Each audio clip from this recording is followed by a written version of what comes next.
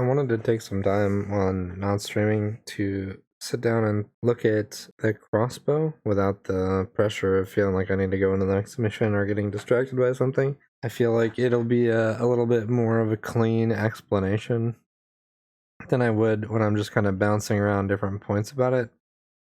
So I took some time to think about like what's the best way to explain the thought process on where the builds that I use land.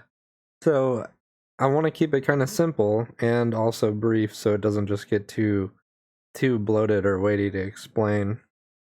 And I feel like make an impact so that it's more apparent what you want to do with the weapon in the mission and less thoughtful about how can you make the weapon do something else with the mods or overclocks that you're currently running, just sort of like giving a build, explaining how you land on this build, and then from there focusing what you do with the weapon to maximize that rather than thinking about how can I make it do something slightly different, because that's we're gonna talk about all the things that it does slightly different that are important and then show why like a really narrowed approach with the weapon is the way to go.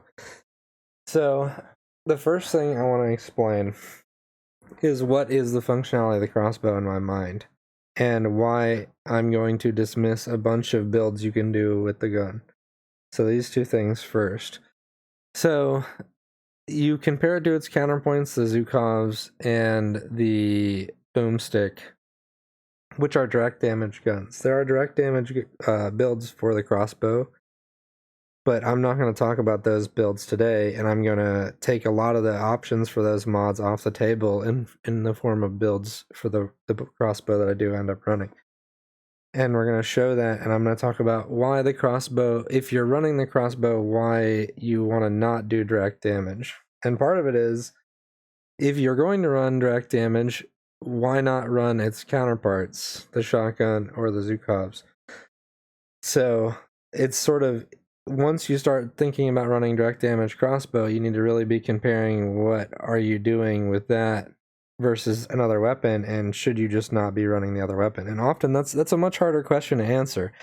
And in my testing, it's not really apparent that the crossbow does something really stand out from the shotgun specifically. If you're talking about direct damage, high DPS, there are peaks that you can get both weapons to do, and they get really close to each other, but it's very kind of complicated in math, and it's not really worth looking into that when I want to talk about where the gun really stands out, like a different build that the other two can't do very well. I'll say there's a asterisk that the Zhukovs can kind of do some support-oriented stuff. That's to say, I'm going to take all the direct damage builds for the crossbow off the table. It's not that you can't run them, it's just that it's probably better if the weapon is used for a different role than that, because the other weapons that Scout has can't do that. So if you're running the crossbow, you may as well lean into its strength that it's providing over everything else. And now the answer of why do that?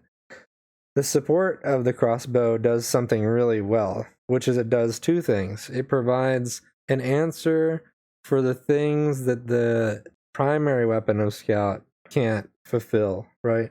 And that's something that Scout kind of struggled with before the crossbow, is Scout would have two weapons that are both direct damage weapons. I mean, they have a little bit of flexibility in things that they can do, but for the most part, you take primary and secondary weapons and you shoot bugs with them, right? And the bugs you're shooting with them, it just depends on how you want to do the damage. You're just going to be shooting the same bugs with either gun, essentially. I mean, there's some play to that, probably. You can point out certain matchups and stuff. But for the most part, it's just like, I'm in this situation, I'm going to use either gun and do this thing. The crossbow, instead, kind of pushes, if you run it sort of a support build, you push that primary to go above and beyond what it normally would, right? That's kind of what this is doing. It's taking some of the weight off of the primary, and I'll use an example that'll help illustrate this point a little bit better. If you look at Gunner, you can have its primary be sort of a workhorse, a general purpose. You're shooting it into like almost every bug, right? But then you'll find yourself in a situation where it's like, I have to deal with this enemy, like maybe a goo bomber, right? And you have the autocannon. You're not really gonna want to dump a bunch of ammo into the goo bomber with the autocannon when you could just pull out gunner secondary and shoot it a couple times, you know? That's sort of taking the weight off the primary. In a way, it's specializing the damage for a moment in that target. You know, maybe the same could be said of a faraway target. You don't want to take time to build up the minigun. You don't want to try to hit the target from the autocannon. You just want to shoot this thing far away real quick, like a cave leech or something. I don't know. The autocannon could do that, but you pull out the secondary to deal with certain targets. I think that in a way, the crossbow is a support for scout primary to get more ammo out of the scout primary by taking some of the work off of just having to shoot random things that you wouldn't want to shoot. A great example of this that we're going to get into is the crossbow's ability to just deal with grunt waves in mass with fire arrows, right? That takes a lot of work away from the scout primary, whatever scout primary you're running, just in pure ammo terms, because now you don't have to just thin out a bunch of grunts with standard shots. You can let the fire do it, you know? And that already kind of shows where the weapon is different than the shotgun and the SMGs, because those weapons are going to have to be fired into the grunts just the same as the primary would. But the crossbow kind of deals with it in a different way. You know, you could take cryo arrows and use this as an example. You funnel a bunch of grunts into cryo arrows, and that's literally taking the ammo load off of the primary by increasing the rate at which the enemies are killed, you know? So that's a good representation of what the weapon should be used for, you know? And that's just using the overclock bolts. The special bolts, like the pheromone and electricity, are much the same. You know, they achieve something that helps take and improve the capacity of these primary weapon of scout. So that's the general overview of what the weapon is trying to achieve if you are ignoring direct damage builds for the crossbow and instead leaning into support-oriented builds. Why do it? It's to make your primary more powerful. So that's sort of the mission statement. Okay. Then there might be a question of like, well, is that worth it to do it? You just have to trust me. Yes, it's definitely worth it to do it. It's very powerful. You're gonna have to take time to learn it and play it, and you'll see the power. It's not gonna feel very good in certain circumstances, but over time, you'll definitely understand. Oh yes, this is really a tool that is very useful. It just takes a little bit of time to acclimate. It's not gonna be as flashy as, you know, sniping something down with the bulldog, you know, or a big thin containment explosion for a driller, but it's definitely a workhorse that can put in a bunch of support for the class and honestly, in a way, achieve something Scout has always desired. You know, it's maybe even a problematic part of the design of the crossbow is that it's the first real passive cleave that the class has, you know? Class didn't really have a very good option for something like, you know, neurotoxin on gunner or the flamethrower on driller. Scout essentially has got a mini flamethrower as the crossbow, and so, you know, Scout can now kind of answer problems that he couldn't before. And you know, that's a discussion for a different day. But now that we've talked about the purpose, let's get into how that purpose is fulfilled. And now that we know that we're going to really narrow it into supporting the primary and supporting that by lessening the load, we're going to look at what the options are and be very black and white about it, okay? I will put a disclaimer that I have played a lot with successful builds and played very little with unsuccessful builds. So there are going to be things that you could say, well, actually, if you do this and you hit this breakpoint, this can happen. Well, I don't really care about that because the primary can do everything that you're talking about and it doesn't really matter. And this is about supporting the primary. So we're going to go ahead and be really dismissive, and we're going to take 4 of the overclocks off the table entirely, okay? There's a small asterisk to which Trifork is a valuable overclock to have, and there are mods on the tree that support it, and that it is comparable to the shotgun, and there's something about that. I'm just saying that to get it out of the way, that I know that it's not bad, but we're just taking it off the table because it's not the best for the class when you could be running the other two, unless you're in a specific situation that makes Trifork what you want, okay? Not to say it's bad. It's probably always good if you play around it. It's just, it continues to fulfill this scout secondary role of having a high DPS secondary to support the primary. So you could just compare this to the shotgun. I'm not making a shotgun build for the crossbow today. And the other three are like not worth it at the time. You can run them, they're fun, whatever, I don't give a shit. You don't ever want to run these if you have the option and you'd rather play around these. I mean, if you want to have fun and play with Bodkin or whatever have you, doesn't matter. We're not talking about this. This is all direct damage builds because I changed the primary arrows to be direct damage and that's it. Specialist is like for secondary. I mean, it doesn't really matter. We're just not going to run these. It's between fire and ice, okay? And if we're going to look at fire and ice, a lot of the mods immediately get taken off the table. So we're going to do that next, okay? So let's look at the mods. So between all the overclocks, you only have two choices. And between all the mods, what does that mean? I'm going to tell you starting, and we're going to go up as we do this. We're going to start from the bottom of the mod tree and go up. There are only two choices on the bottom tier because the Banshee module will actually be a detriment to your arrows because of how you're going to play. And we're going to talk about that right now.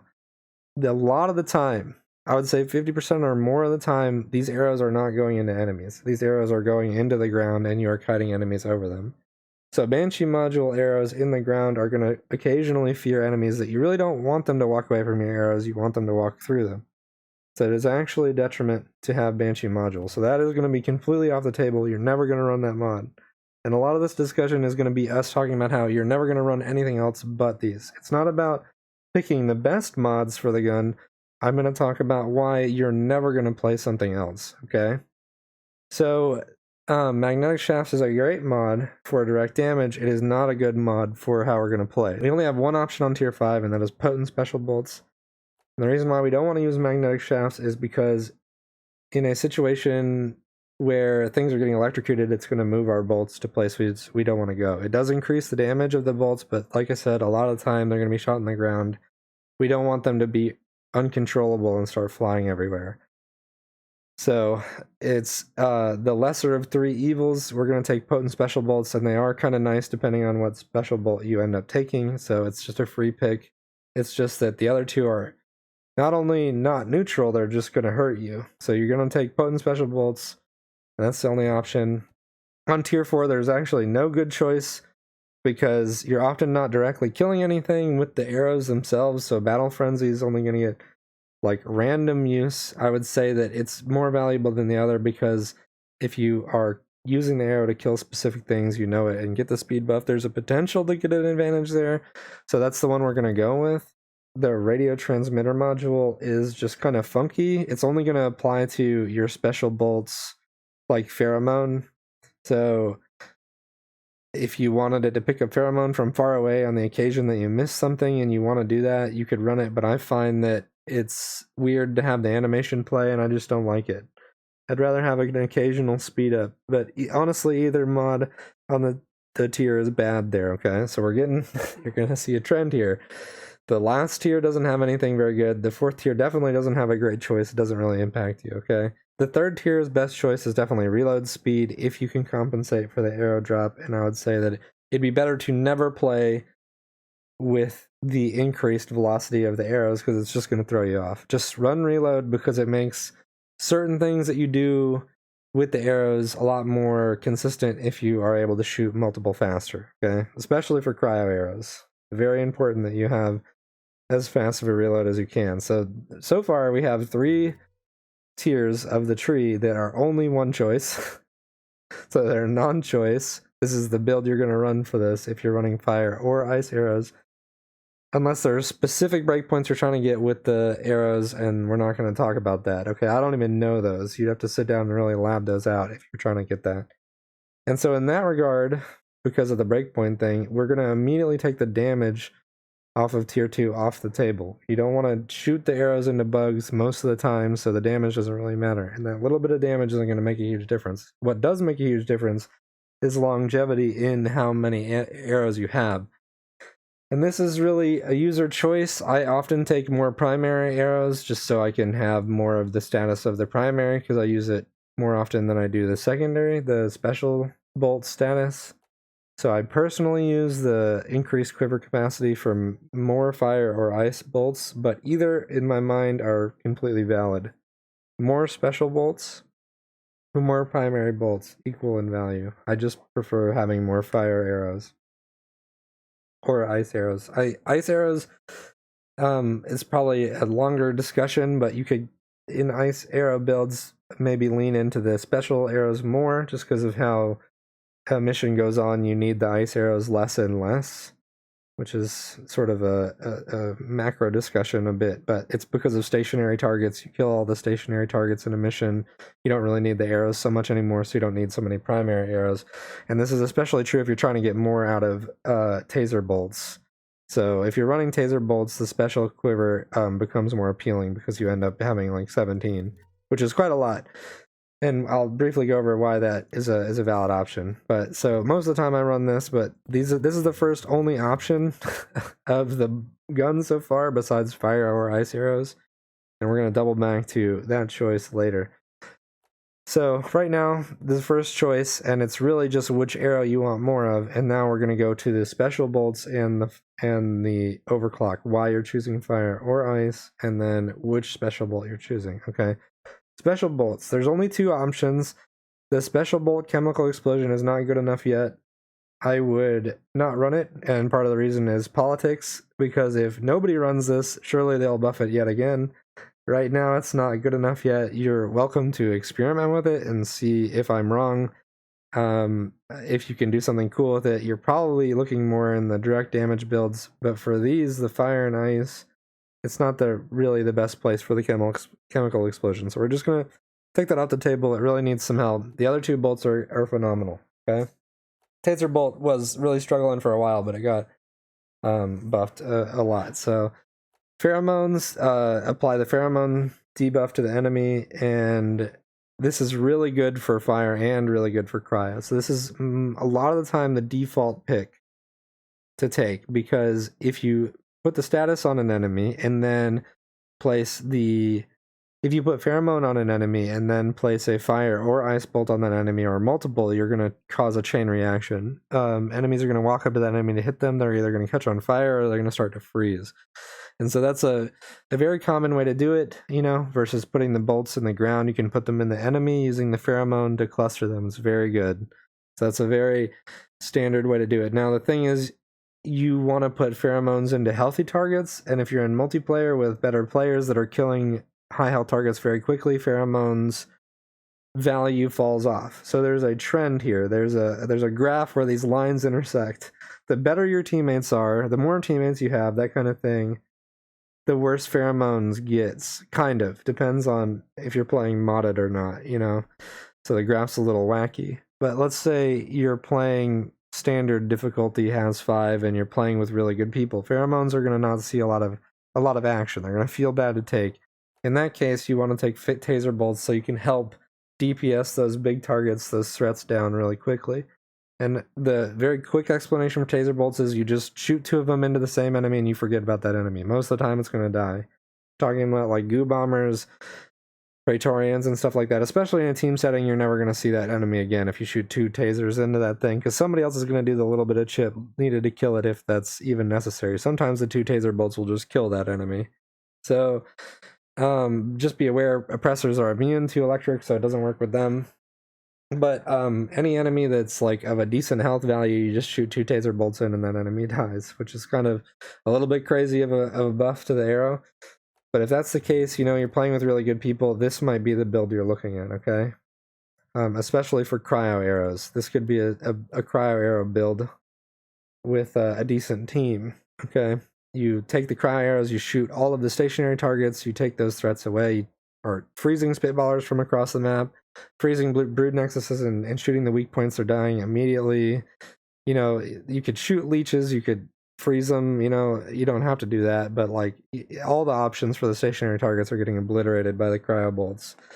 So you just run into a mission, you can kind of even Rambo it because you're so safe with the status effect that you have, And then any real big threat like Praetorian with a bunch of grunts around you, you just can stick tasers into the Praetorian or Goo Bomber. It's not really a big threat, but I just mean like getting rid of big health target threats. So that's a kind of way to look at it. You can also run it with pheromones. Just know that like if you do this, you need to be active on getting the pheromone on the high health target quickly so that it can have an impact, and then try to essentially just pheromone it, switch to ice arrow it, switch to ice, or keep on ice arrow and ice arrow it again. So pheromone, switch arrows, ice arrow, and then a second ice arrow. And that will freeze Praetorian and some of the things around it. You can cleave it a little bit. That's kind of how you want to play it. So that's the cryo. It's pretty straightforward. You just freeze stuff you want to freeze and save that sort of ammo economy and time for your team with the frost. I'm not going to get into all the different breakpoints of freezing. It takes quite a few arrows to freeze an oppressor. It takes even more to freeze a bulk or a dread. It's not really that worth it, but this is just a general overview. You're welcome to try it. Now, last thing I'm going to note before moving to fire, and this is a good segue into it, is that cryo is still good to shoot at your feet. You don't have to shoot the enemies to freeze them. You just get them to come towards you, and then essentially put the arrows near each other. And as you put a couple cryo arrows in the ground, and as those grunts or whatever have you, swarmers, heading around enemies walk towards you, they're going to walk over the status, they're going to get affected by multiple arrows, they're going to freeze immediately. These arrows don't last a long time, it's like 6 seconds, so you're going to have to re-up the arrows here and there, but usually you aren't being walked at by enemies for that long, so you shoot an arrow, reload the crossbow. Important to do that. You shoot, let it reload, swap to your primary, you kill those frozen enemies, the arrow runs out, you switch to the cryo, shoot it on the ground, swap to your primary, kill those enemies. It's very straightforward. And for swarmers, if you're getting a bunch of swarmers, all you do is look directly down, you shoot a cryo arrow, and then you can just jump in place or just stand on them, and the swarmers will die immediately to the cryo. So that's true for fire too. This is sort of a segue into the fire. You're going to use this same strategy with fire to a much better effect. So let's talk about that. With fire, you most certainly are going to take pheromone, and fire, really, like pheromone, diminishes in its value with multiplayer. Firebolt is more valuable the more work you are having to put in. This is an especially good tool if you are in a situation where you're going to have to deal with the majority of the enemies for some reason. Okay, or you're playing really isolated, or you're playing solo. This is an arrow that it is a very strong cleave arrow. It kills a bunch of enemies, and so this is for just doing a bunch of wave clear. But if you have a competent driller, you have a really aggressive engineer, you have a big AoE gunner, you are going to get nothing out of fire arrows. So just be aware of the team situation before you take this, because you're going to go into a mission and really feel like this was a mistake to have if that's the case, okay? But if you're in the situation where fire arrows, you know that I need fire arrows because of what's happening, then almost certainly you're going to want to have pheromones with it too, because you are going to pheromone a Praetorian and then shoot it with a firebolt or two and then cause fire spread. The value of firebolts is not the bolt, okay? It's not shooting the bug with the bolt. It's not the small amount of flame that it does. It's the mechanic in the game where enemies spread fire between each other. And so igniting a couple grunts will cause a chain reaction for them to ignite into more and more. So essentially you just want to funnel waves towards you, get some of them on fire, slow them down, run them through each other, put some more bolts, just cross them up back and forth and put fire, and then just spread fire to the mass of the swarm, and that will kill everything. No grunt is going to survive the burning debuff while they're also getting more heat sources from other bugs. This is sort of exploiting the nature of fire spread in the game, but this is an amazing tool to apply it quickly in a dense kindling of bugs and then spread it very rapidly. So that's the nature of this. Almost certainly if you're running firebolts, you are shooting the ground and not enemies themselves, unless you are shooting a pheromone enemy to get the fire. Or, you can shoot this into a grabber and the fire debuff will make it not chase you again for a while. So this is also it applies a dot that lasts for a while that'll buy you some time. You could shoot it into a leech that probably kills the leech You know, there's little things like that you can do with the bolts as far as shooting them into the enemies, but it's more about spreading the fire amongst them. So this is the way to play the gun, is you are not actually shooting anything, you're shooting the floor. And I wanted to really reduce the options here, because it's not about like, what do I build the crossbow to do? It's, you're not building it to do anything. You're eliminating all the bad things about it, and you're only doing what is valuable with it. And it's not readily apparent right away. It's not a super intuitive thing, but this is what it is. You have very little options, but you have a lot of flexibility in how you play the small options you have, okay? And Cryo and Fire are very similar to each other, although Fire is about killing a bunch of enemies and Cryo is more about controlling them. You're going to play them sort of similar, and it's going to have a massive effect on your gameplay. It's very fun to play around, but I wanted to show that there isn't a lot of agency as far as the meta or macro for the weapon, right now anyways, if you're not doing direct damage with breakpoints and stuff like that, because a lot of these things don't matter. Like I said, many of these mods are not even something you can take. You're having two choices on the tier between two different mods, right here on tier 2 between ammo and special bolt ammo, and on tier 1 between tasers and pheromones, and that's it. That's the only agency you have. And then which primary arrow you choose is usually dependent solely on what situation you're in as far as the group you're playing with. You know, if you're solo, you're really going to want to take fire arrows. If you're with a good group, you're really going to not want to have them. So it's not too much agency. This is just the weapon. And then it's all about learning how to best use it. How often do you want to lean on the support of the secondary to make your primary better? That's sort of a harder thing to illustrate. But yeah, that's the crossbow as a breakdown when I had more time to just focus on it by itself. I know this kind of went on a little bit longer than I would have wanted, but this is what I wanted to get out, is the way to look at the gun, the way to look at it, how to build the gun, and what to completely ignore so you don't get bogged down with how could I have built the gun different to have a different effect, because it's not about that. But yeah, thank you. All right, I hope this helped. All right, take it easy.